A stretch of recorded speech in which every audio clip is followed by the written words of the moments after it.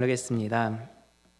오늘 말씀은 제자에 대해서 함께 나누겠습니다. 지난주에 설교 중에 한 세계적으로 유명한 예배 사역자가 신앙을 떠났다고 충격 고백한 이야기를 소개한 적이 있습니다. 그런데 그의 믿음 없음에 대해서 무작정 비난하기 전에 왜 그가 신앙을 떠나게 되었는지 그 이유를 살펴볼 필요가 있습니다.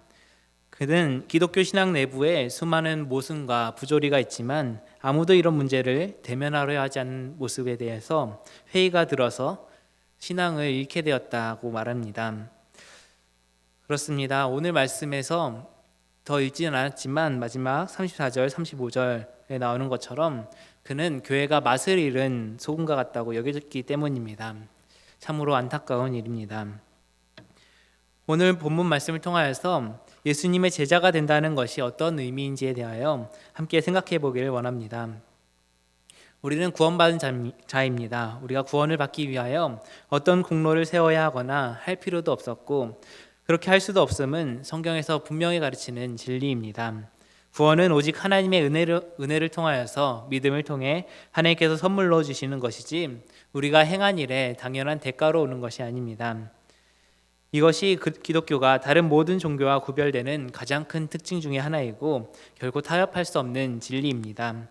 이것이 무너졌을 때 신앙인들은 오직 믿음과 오직 은혜를 부르짖으며 그들의 남은 삶을 이 진리를 지키는 데 사용했습니다. 그런데 인간은 참으로 영악하기도 하여서 단순하기도 하고 영악하여서 이 귀한 진리를 오용하고 남용하기도 하였습니다. 그러다 보니까 기독교를 비판하는 사람들이 죽기 전에 믿기만 하면 하늘나라 간다던데 라고 하면서 기독교 신앙을 비판하였습니다. 구원받고 나서 맘대로 살아도 하늘나라에 간다는 것입니다. 보네퍼의 표현을 빌리면 교회가 하나님의 은혜를 값싼 은혜로 만들었다. 쉽게 말해 싸구려로 만들었다는 것이지요. 예수님께서는 우리의 모든 죄를 포함해서 우리가 있는 모습 그대로 가기만 하면 우리를 받아주시고 또 우리가 영접해 주기만 간절히 기다리고 계시는 쉬운 예수가 되었습니다.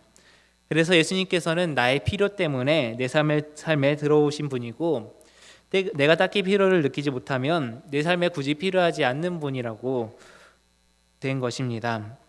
이렇게까지 생각하지는 않더라도 예수님을 믿는다고 하는 사람들 중에 구원을 내가 하늘나라에 갈 수 있게 된 것 정도로만 여기는 것이 있습니다. 우리가 구원받은 이후의 삶을 잘 살면 좋겠지만 또 상 주신다고 하니까 격려하면 좋겠지만 그것이 구원과 직결된다고 생각하지는 않습니다. 반드시 그렇게 말씀에 순종하며 살아야 한다고는 생각하지 않습니다. 그러나 보네퍼는 기독교 신앙의 본질을 제자의 길이라고 보았습니다. 즉 그리스도를 뒤따르는 삶입니다.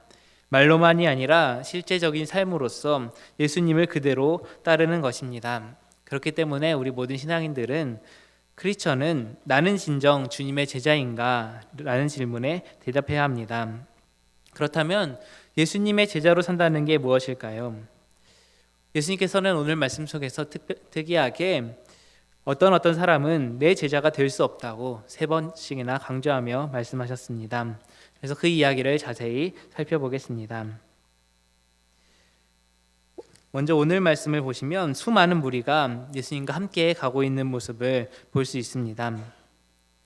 누가복음 9장 51절 이후로 19장 27절까지의 장면은 예수님께서 예루살렘으로 향하여서 가시는 여행길이었습니다. 갈릴리에서의 사역으로 인해서 예수님께 대한 기대감이 높아졌고 그래서 예수님의 예루살렘 길에 동행하려는 일들이 많았습니다.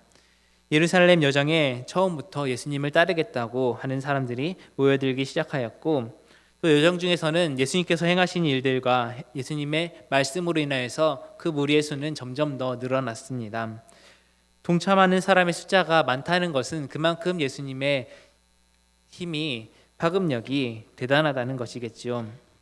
그런데 예수님께서는 오늘 말씀에서 26절, 27절, 33절에 걸쳐서 누구나 내 제자가 될 수는 없다고 말씀하십니다. 마태복음에 보면은 28장 19절에 너희는 가서 모든 민족을 제자로 삼아라 라는 말씀이 예수님의 최종적인 명령이라고 기록합니다. 예수님의 부르심은 예수님과 같이 있는 무리가 되라는 것이 아니라 본질적으로 예수님을 따르는 제자가 되라는 부르심이라는 사실을 복음서에서 계속해서 일관성 있게 강조하고 있습니다. 종종 예수님께서는 때로는 많은 무리가 자신에게 몰려드는 상황을 피하시기도 하셨습니다. 예루살렘으로 가는 길에 많은 무리가 동행하고 있는 지금 이 상황도 그렇습니다. 너희가 능히 내 제자가 될 수 없다는 말씀이 3번이나 반복되는 이 분위기는 상당히 부정적입니다. 예수님의 전체에 참여하는 것과 달리 예수님의 제자가 된다는 것에는 엄격한 조건이 있다는 것입니다. 그리고 상당한 비용을 치러야 한다는 의미로 읽힙니다. 잔치는 주님의 은혜와 같아서 조건 없이 누구에게나 열려 있지만 예수님의 제자가 된다는 것은 좁은 문이어서 아무나 들어갈 수가 없습니다. 예수님을 믿는 것과 예수님을 따라가는 것 사이에도 이러한 현저한 차이가 존재합니다. 먼저 26절, 27절 말씀입니다. 물은 내게 오는 자가 자기 부모와 처자와 형제와 자매와 더욱이 자기 목숨까지 미워하지 아니하면 능히 내 제자가 되지 못하고 누구든지 자기 십자가를 지고 나를 따르지 않는 자도 능히 내 제자가 되지 못하리라. 아멘. 네. 예수님은 엄청난 요구를 하셨습니다. 이 세상에서 가장 사랑하고 가까운 관계인 가족을 미워하라는 것입니다. 이와 함께 병행구인 마태복음 10장 37절은 아버지나 어머니를 나보다 더 사랑하는 자는 내게 합당하지 아니하고 아들이나 딸을 나보다 더 사랑하는 자도 내게 합당하지 아니하며 라고 하며 본문의 누가복음의 표현보다 조금은 유하게 표현하였습니다. 마태는 가족을 예수님보다 더 사랑하는 자는 제자로서 합당하지 않다라고만 말한 반면에 누가는 아예 가족을 미워하라고 하면서 미워하지 않으면 제자가 될 수 없다라고 말합니다. 예수님의 제자가 되려면 이렇게 인간적인 결속을 완전히 해체해야 한다는 요구로 들리게 됩니다. 그러면 우리는 이렇게 부모를 비롯한 가족을 미워하지 않으면 제자가 될 수 없다는 말씀을 어떻게 받아들여야 할까요? 원수까지도 사랑하라고 하신 예수님의 말씀에 이 가족을 미워하라는 말씀은 어울리지 않는 것처럼 보입니다. 가족을 미워하면서 누구를 사랑할 수 있을까요? 그러면 가족을 미워하는 것이 적절한 요구이며 그것이 과연 가능한 것인가? 라는 물음도 듭니다. 그런데 이 미워한다는 말은 증오나 적대의 의미가 아니라 마태복음의 표현처럼 덜 사랑한다는 뜻입니다. 야곱이 자신의 2 아내 중 라헬은 사랑했고 레아는 미워했다는 말은 레아를 싫어했다는 것이 아니라 덜 사랑했다는 말입니다. 야곱과 레아 사이에는 실제로 7 아들이 태어날 정도로 사이가 좋았고 레아는 끝까지 야곱의 첫 번째 아내였으니 야곱이 그녀를 미워했다고만은 볼 수가 없습니다. 다만 레아를 사랑하되 라헬보다는 덜 사랑했다는 의미입니다. 또 가족을 미워하는 것 역시 가족을 사랑하지 말라는 것이 아니라 가족과 친지와의 관계를 끊고 살아야 된다는 것이 아니라 우리 주변의 사람과의 관계에 매이지 말아야 된다는 것입니다. 사람이 우선시 되어서 부모나 형제나 친지들이 과의 관계로 인하여서 신앙생활에 지장을 받으면 안 된다는 것이겠죠. 가족들을 비롯한 모든 염려와 걱정은 다 주님께 맡기고 우선순위를 올바롭게 재정립하여서 제자다운 삶을 살아가면 주님께서 그 모든 것들을 아시고 모든 필요를 채워주실 것입니다. 그 우선순위를 사람이 아니라 하나님의 나라에 두어야 한다는 것입니다. 제자는 사람을 기쁘게 하는 자가 아니라 하나님을 기쁘게 하는 자가 제자입니다. 아브라함은 조카 룻을 자식처럼 사랑하여서 동행하였지만 가족 간에 문제가 생겨서 자신의 기득권을 포기하고 조카에게 선택권을 줍니다. 하나님은 그 아쉬워하는 마음을 아시고 룻이 떠난 후에 다시 나타나시어 약속하셨습니다. 우리도 결단함으로 나를 묻고 있는 주변을 정리해야 합니다. 그리고 믿음으로 용기 있게 행동해야 하겠습니다. 또한 27절 말씀입니다. 누구든지 자기 십자가를 지고 나를 따르지 않는 자도 능히 내 제자가 되지 못하리라. 아멘. 네. 우리는 때로는 이 십자가를 칭할 때 개인의 질병이나 사고나 아픔이나 실패나 좌절 등 내가 원하지 않는 고통을 십자가라고 칭하는 경향이 있습니다. 하지만 성경에서 말하는 십자가는 예수님을 따름으로 인하여서 얻게 되는 결과입니다. 다시 말해 자기 자신에게 매이지 말라는 것이지요. 누군가 높은 건물을 세우려면 비용을 계산하고 공사를 시작하는 것처럼 또 전쟁을 할 때도 적을 알지 못하고 군사를 출병시키지 않는 것처럼 제자의 길을 가려고 한다면 그 어떤 고난과 희생도 각오해야 한다고 계속해서 말씀하고 계십니다. 예수님을 따르는 사람이 십자가를 지게 되는 것은 당연한 인과이고 십자가를 지는 것 없이 예수님을 따르는 삶은 가능하지 않습니다. 그러므로 예수님께서도 자발적으로 십자가를 지셨고 그 예수님의 제자가 되려는 것 자체가 십자가를 지겠다고 하는 자발적인 선택입니다. 그 십자가는 누군가가 나에게 강제로 지어진 것이 아니라 내 스스로 지기로 작정한 것이기 때문에 자기 십자가가 되는 것입니다. 이것은 강요에 의해서 예수님을 대신해서 십자가를 지었던 구레네 사람 시몬의 경우와는 다릅니다. 참된 제자의 길은 고난과 고통이 따르는 십자가의 길입니다. 십자가라는 것은 어떤 보상을 기대하면서 대가로 치르는 희생이 아니라 사랑에 의한 자유로운 희생입니다. 나의 헛된 욕망과 자만과 기득권을 다 내려놓고 많이 내려놓아야만 갈 수 있는 길입니다. 그때 새로운 삶의 길이 보이기 시작합니다. 그리고 방법이 만들어지고 은혜의 역사가 있게 될 것입니다.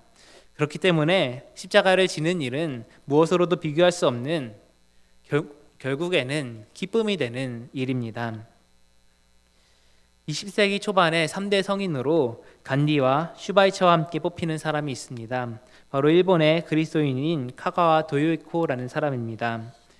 고베에서 태어난 그는 어릴 적에 선교사를 통해서 기독교에 입문해서 대학도 메이지학원 신학예과에 들어갔습니다. 기독교가 한국과는 달리 그렇게 열렬한 환영을 받지 못한 일본 사회에서는 가가와는 이렇게 신학의 길을 걸은 것만으로도 뭔가 주류 다수와는 다른 길을 선택한 것입니다. 그렇지만 이것으로 다가 아니었습니다. 평범한 목사가 될 수 있었던 그는 20대 초반 한창인 나이에 심각한 폐질환으로 투병 생활을 해야 했습니다. 이 경험을 통하여서 그는 자신과 마찬가지로 질병과 죽음의 위협으로 고통받는 고베의 빈민촌 가난한 이들을 다시 보게 되었습니다. 그는 자신의 기독교 신앙이 이런 민중의 고된 삶을 바꾸려는 노력과는 동떨어져서 존립할 수 없다는 자각에 이르렀습니다. 그는 어차피 죽을 시간을 기다리지 않고 주님께 남은 시간을 드리겠다고 생각을 바꿨습니다. 그는 미국 유학을 마치고 나서 곧바로 빈민가로 가서 자기 자신을 들여 헌신합니다. 그는 사랑이 없는 곳에 교회는 없다는 믿음으로 고통의 현장에 나가서 하나님 나라 운동에 나서게 된 것입니다. 그는 이런 말을 하였습니다. 절망하지 마라. 공장에 가면 공장의 고민의 목소리가 들리고 어촌에 가도 물고기가 잡히지 않는다. 거리에는 거리의 신음소리가 있고 가정에는 가정의 슬픔이 있고 깊은 탄식과 깊은 절망의 목소리가 넘치고 있다. 그러나 우리들의 주위에는 은총으로 복을 주시는 하나님이 계시다. 그곳에 깊숙한 곳에 계시는 생명의 하나님이 절망하지 마라. 너에게 또 하나의 길이 있다고 가르치고 계신다. 절망하지 마라. 하나님은 우리들이 절망할 때의 희망을 정리하신다. 성령은 일본 국토를 뒤덮고 있다. 카가오 도요이코는 하나님의 나라는 모든 사람에게 열려져 있는 나라. 하나님의 나라는 우리의 노력을 필요로 하며 인간의 사랑의 실천으로서 하나님께 응답하는 책임을 다해야 열리는 것이라고 주장합니다. 이런 믿음으로 그는 협동조합 운동을 시작하고 노동운동, 농민운동에 앞장서서 빈민인권운동에 나서 많은 업적을 남겼습니다. 또 그는 100만인 구령운동이라고 하여서 100만 명의 예수님의 제자들이 나타난다면 일본 사회와 세계가 변화될 것이라고 외쳤습니다. 물론 그때 교회에서는 그 구령운동을 전도 집회에만 사용하였지만 그는 예수님의 제자가 100만 명이 되면은 이 사회가 변할 것이라는 굳건한 믿음이 있었습니다. 더불어 그는 20대 초반에 죽음의 위기에 있던 그가 이런 활동을 하면서 50년을 더 살게 되는 기적도 경험하게 되었습니다. 또 끝으로 33절입니다. 이와 같이 너희 중에 누구든지 자기의 모든 소유를 버리지 아니하면 능히 내 제자가 되지 못하리라. 아멘. 예수님의 이 지적은 매우 정확한 지적입니다. 제자가 될 준비를 하는 것은 소유를 버리는 것입니다. 소유를 버린다는 것은 생각보다 쉽지는 않습니다. 따라서 제자가 되는 것도 쉽지 않다는 것이죠. 우리는 철저하게 소유에 지배되어 살고 있습니다. 단순히 돈이나 집 같은 것이 아니라 우리의 세상살이에 필요한 모든 것을 가리킵니다. 그것은 돈이기도 하고 가족이기도 하고 사회적인 명예나 이념이기도 합니다. 세상에서 성실하게 살기 위해서 붙들려고 하는 모든 것들이 다 여기에 포함됩니다. 따라서 그 소유 자체를 좋다거나 나쁘다거나 판단할 수는 없습니다. 그것은 우리가 세상을 살아가기 위해 필요한 도구이기 때문입니다. 예수님 역시 소유 자체를 부정하신 것은 아닙니다. 잃어버린 양 한 마리를 찾는 목자의 심정을 설교하신 예수님께서 일상을 부정하셨다고 볼 수 없습니다. 예수님께서는 사람들이 더불어 살아가는 그 삶의 현장을 중요하게 생각하셨습니다. 시장에서나 길거리에서, 호숫가에서, 성전 안에서 예수님께서는 가까이 다가가서 그 안에서 활동하셨습니다. 그리고 제자들과 함께 먹고 마시며 살아가셨습니다. 그래서 유대교 지도자들이 예수님의 일행을 가리켜서 먹고 마시기를 탐하고 수준 낮은 세상 사람들과 어울리기를 좋아한다고 비난했습니다. 그래서 가족을 미워하라는 것이 가족 관계를 해체하는 것이 아니듯이 여기서도 소유 자체를 부정한 것은 아닙니다. 여기서 예수님께서 말씀하신 것은 제자가 된다는 것의 다른 차원을 가리킵니다.